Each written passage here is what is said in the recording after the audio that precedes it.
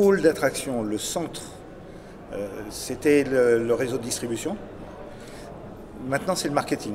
C'est le marketing au service des réseaux, mais ce n'est plus les réseaux de distribution sont des bras armés d'une stratégie ou d'une tactique qui est effectuée au niveau ou qui est décidée ou programmée au niveau du marketing. Et il faut qu'ils arrivent à travailler ensemble.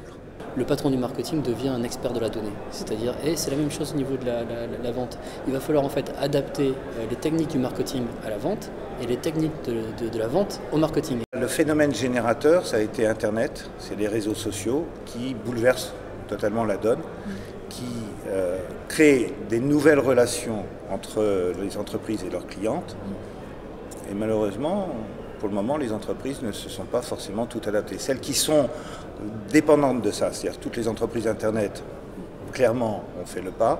Toutes les entreprises qui étaient plutôt des entreprises, comment on les appelait, mortards, avant, celles-là, pour le moment, sont en retard sur le sujet. Ce qui est le plus intéressant pour moi dans les réseaux sociaux, c'est le fait qu'aujourd'hui, l'entreprise ne peut plus conduire seule le discours vers le client. Aujourd'hui, l'entreprise est condamnée à beaucoup plus de transparence dans son acte de vente qu'auparavant. Parce que les clients se parlent.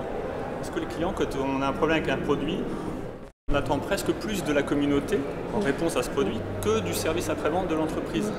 Donc, et pareil, si on est déçu, si on a une mauvaise expérience, on va le faire savoir. Donc véritablement, ça devrait inciter les entreprises à vraiment traiter globalement le CRM et à ne pas laisser ça, cantonner ça dans les directions marketing, commerciales, etc. C'est vraiment, in fine, l'ensemble de l'entreprise qui doit considérer que le client... Toute l'offre, c'est pouvoir écouter. Mais écouter et comprendre d'une façon automatique et de mettre ça en œuvre.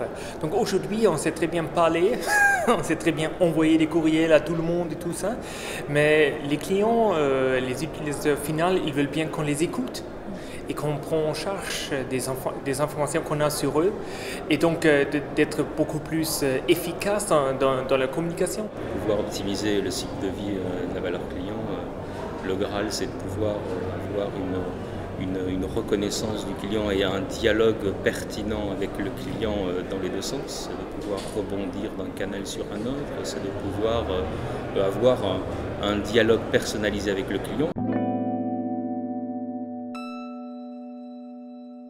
Communication de masse, de vente de masse, est en fait en train de devenir un marché qui est identique à celui de la vente, c'est-à-dire vraiment créer une relation unipersonnelle avec chacun de mes prospects, mes clients. C'est ça le challenge et c'est ce qui aujourd'hui est peut-être à faire plus vite dans le marché français. De ceux qui sont en avance, oui, historiquement, c'est plutôt ceux qui ont beaucoup de données sur les clients ou ceux chez lesquels le churn, enfin, ou le départ des clients est le plus problématique. Donc en gros, tout ce qui est le monde des télécoms, et toutes les banques, tout ce qui est finance, donc qui sont plutôt considérés comme étant en avance. Il y a maintenant des secteurs qui deviennent émergents, appétants au CRM, alors qu'ils ne l'appellent pas comme ça, mais en l'occurrence le secteur public. Et tout l'enjeu qui consiste pour des collectivités locales à rendre accessible à leurs concitoyens l'ensemble des services que propose la collectivité et en multicanal, constitue vraiment une partie émergente du CRM sur ce secteur d'activité-là. En Europe, on est plutôt relativement avancé. La France et l'Allemagne, ils sont très orientés métiers. Donc les métiers, vraiment, ils prennent en charge leur destin. Donc ils sont plus satisfaits avec pas avoir accès aux données, de ne pas connaître les clients et tout ça. Donc c'est des activités des métiers. Et dans les pays de l'Est, en Russie, Moyen-Orient, c'est beaucoup plus en fait les équipes informatiques. Donc eux qui veulent bien faire des analyses sur les clients, qui veulent envoyer des courriels et tout ça.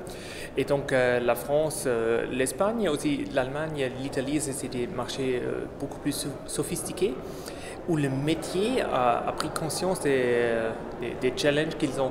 Ça a une réalité différente selon les différents secteurs d'activité, ça a une réalité différente selon le niveau de maturité des entreprises en matière de CRM.